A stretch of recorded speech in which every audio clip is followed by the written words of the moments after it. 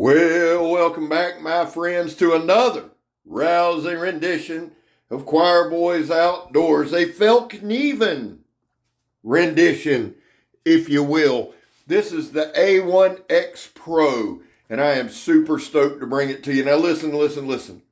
Many of you will say, Scab, have you seen old so-and-so review this knife? Did you hear what they'd say? And I would say to you, no, my friend, I haven't, nor am I going to. And you're going to think that I'm being an asshole. And while normally you would be right, in this instance, you are not. Here's why I don't watch a bunch of videos, guys. It's very simple. As a knife lover, and I am that, lover of all steel, whether it's a knife, axe, etc. Guys, I want to get my own opinion. I don't like regurgitating things. See, if you're not careful and you spend all your time watching what old so-and-so says, then you're regurgitating it and you're not free thinking. While it's not a shot at them at all, because I will go back and watch some, I like forming my own opinions. And I have a tendency, if I'm not careful, I'll be influenced, and I don't want to do that. Having said that, there are some phenomenal channels who have already reviewed this knife. There are channels who have reviewed a lot of Fallkniven who do a phenomenal job. And they have taken care of the hard testing and all that for me. I'm appreciative for that. So I don't have to prove anything, right? We get a lot of work tough gear in, a lot of first views that people get are from my channel. So I feel like there's some proving there. I don't have to do that. I can just enjoy this knife. Now, JR sent this one for review. I have admired Fallkniven from afar for a long time. I love their blade shapes. I love their materials. I love their craftsmanship. But in all truthfulness, I have one. I believe it's an F1 that Richard gave me. I love it. Kirk has, I believe, an A1, but that's the only exposure I've had. So talking to JR, he goes, man, I'm going to send you a few. So we've got 4 Fallknivens to focus on. Now, the title poses the question, is the X knife the strongest, sharpest, and safest stainless steel knife in production? There's no way I can prove that, right? But that's what the company claims. Now, listen, let me go ahead and jump into this. We got a lot to cover. I can tell you this. If you can't tell, dude, I love this knife. The sheath, I actually love. It's got a lock on it. You see me there now. It's got a little latch there. When it's locked, you can't pull that sumbitch out. That's nice to have. There's Megatron. Hello, Megatron. When you pull it up, the knife comes out, and this thing is gorgeous. It's all blacked out. Now, what I'm going to do, guys, with this video, I'm going to do a little different. We do a ton of cutting. Listen, if you're new here, do me a favor. If you just want to watch the knife work, turn the volume down and check it out. I try to do enough cutting, give you enough looks that you can form your own opinion of it. Some bitch is thick. It's 7 millimeters thick. This is a beast. If you follow the channel, you know I love my big knives, my big monster sharpened pry bars. But here's the deal. When I want a knife, a belt knife, I look for a knife that's sharp. This thing's a monster. But I'm going to be honest with you. I was very, very impressed with the overall sharpness, the overall fit and finish, which I usually don't worry about. Very impressed. Now, this is a convex edge, and it is a monster. Let's just watch it cut a few things, and you watch it cut, and I'm going to tell y'all some specs. The overall length is 11.18 inches or 284 millimeters. Blade length is 6.39 inches or 162 millimeters. Blade thickness is 0.276 inches, 7 millimeters. It is laminated cobalt. I absolutely love that. The weight, now this thing is a monster. And if you don't believe me, the weight on the knife is 14.5 ounces. The handle material is thermaron. We're going to talk about the handle. I've had several comments asking me about it, so we're going to talk about that. Let me give you the most important measurement. You see the balance point there. I'm telling you guys, don't get caught up in the narration in this one. Just watch this work. I usually just talk a bunch of shit and you can decipher what you will out of it. Here's the deal. This is steel reinforced sandblast hose. All right, normally I'll lay it down, cut it flat. Holding it adds another dimension. You're going to see a lot of industrial type cutting on this channel because that's the materials that I have at hand. I don't cherry pick materials. I go with what I got. Right now, of course, I'm going to lay it down and cut it like a dumbass after I said I didn't do that. You're going to see me cut all the way through this, okay? We cut a tire all the way around. We did some heavy batoning. I've still got some batoning coming that's a little heavier, okay? We did some chopping. I was amazed at how good of a chopper this damn thing is, but it's 7 millimeters thick. This sumbitch hits hard. The inner grip, and guys, that's where, if you take a hammer grip, that's where your knuckles line up right under the blade, right under the guard. The inner grip on this thing is 4 1/4. Most hands will be able to fit that. Now, it's got kind of an open style construction on the pommel, so you get a great grip. It's got a lanyard hole with a nice little shell cracker back there, wig splitter, whatever you want to call it. The blade width is 1 1/4 inches. It is absolutely, the damn thing's just a beast, man. Real quick, towards the end of this video, now, what I'm doing here, guys, that is carpet padding. The carpet padding I use, we try to stab in, stab out, see if anything will hold up the knife, if there's any catches, anything like that. Here we're doing some batoning, and again, guys, I don't ever feel the need to try to take the knife to its limits, break the knife. People have already done that. There's no need to be redundant.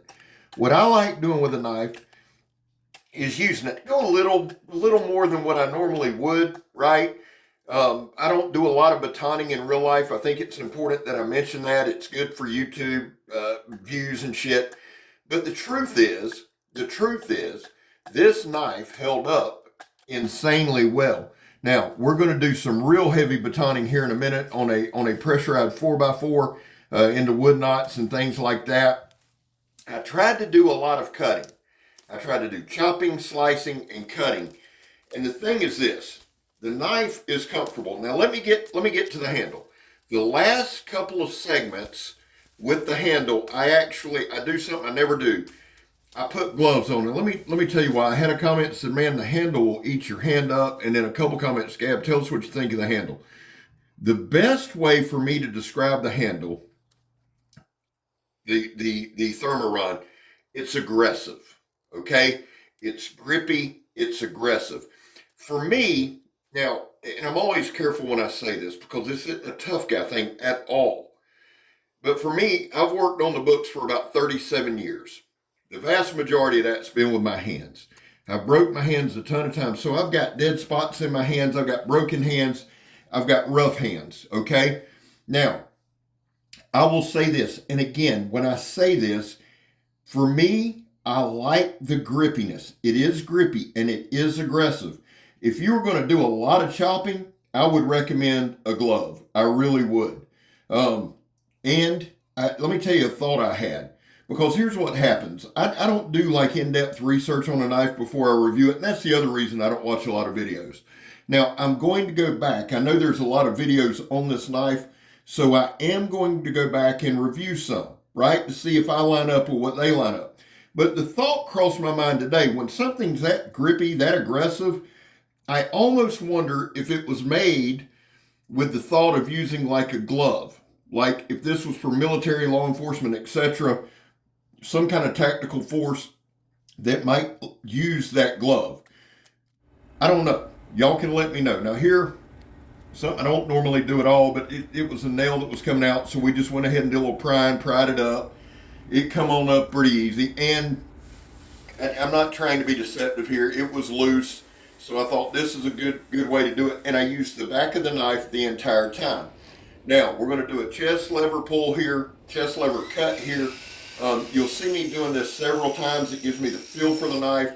I don't have to put as much effort into it, but it's also comfortable. So we take that hammer grip, except we turn it with the edge facing up and just let the shoulders do the work. And here we're just doing some slicing. After work today, I had to stay and wait on a truck. I was there. Now I want y'all to watch this. After everything we've done, that's that 1-inch nylon rope. We're going to cut it 3 times. But I had to stay at work today for 3-4 extra hours, and I got my stuff done, and I was waiting on a truck to show up. For 2.5 hours, guys, I took this knife and processed wood. Now it was pine, it was soft. But in hand, this thing is just a workhorse. Now this is after all the cutting, after all the chopping, after all everything. What are my thoughts on it? I don't think this is a sharpened pry bar. I think this is a cutting tool. I think it will cut and cut and cut. And that laminated cobalt, I really, really like. There's a good look at the handle there. And you can see the grippy there, okay? But the thing about this knife is this. It just kind of took a licking and kept on kicking. Whatever the hell you say, Scab. Had a couple, now, I did come up with some microchips in it. Not a big deal. A couple of things across a whetstone and they're gone, okay? I didn't even want to mention it, but I feel like in all fairness we should. But we're cutting materials with steel in them. This sandblast hose is steel reinforced, okay? So we are going across some different little steel wires. We beat the hell out of this knife. I've got more time in on this knife than really any other knife I've reviewed probably in the last 2, 3, 4 months. Went old school, 2 days of carrying it. Felt good to carry, and it's a workhorse. If the rest of the Fallknivens are like this, man, we're going to have a ball. It's just a worker. It just keeps going and going and going. And it held an edge insanely well.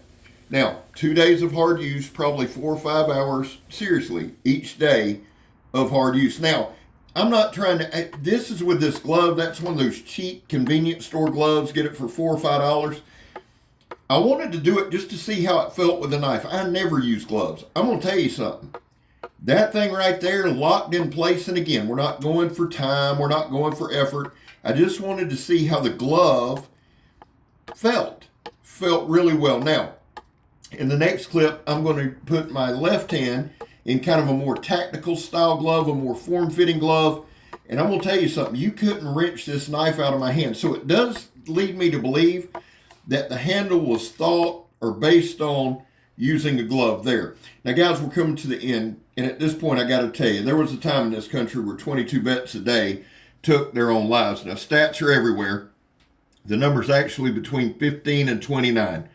That's why on this channel, we focus on the number 0. Anything over 0 is simply unacceptable. And vets, all that means is, man, we love you. You got a place here. Guys, personally, I back to blue. I don't ask anybody else to do it. It's the most misunderstood thing I do, and that's all right.